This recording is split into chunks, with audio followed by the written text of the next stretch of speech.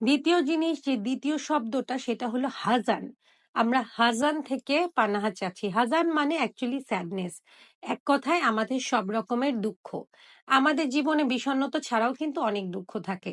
অনেক দুঃখ এমন থাকে যেগুলো হয়তো আমরা বিষণ্ণতা কাটিয়ে উঠেছি, আমরা দুশ্চিন্তাও কাটিয়ে উঠেছি।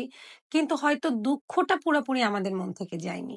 কারো বাবা-মা মারা গেছে, কারো সন্তান মারা গেছে, কারো সংসার বিচ্ছেদ হয়েছে, কারো বড় ব্যবসা চলে গেছে, কারো সৌন্দর্য চলে গেছে, কারো যৌবন আর থাকছে না, সে আস্তে আস্তে বার্ধক্যের দিকে পা দিচ্ছে, কেউ অনেক অসুস্থ।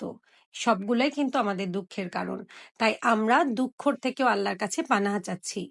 এরপরে আমরা আজ যে শব্দটা দিয়ে পানাহা চাচ্ছি এটার মানে হলো দুর্বলতা, উইকনেস। আমরা সবাই কিন্তু কোনো না কোনোভাবে মানসিক এবং শারীরিক দুর্বলতায় মাঝে মাঝেই ভুগি। মূলত আমরা বয়সকালে যেটা হয়, আমাদের যখন বয়সের দিকে একটু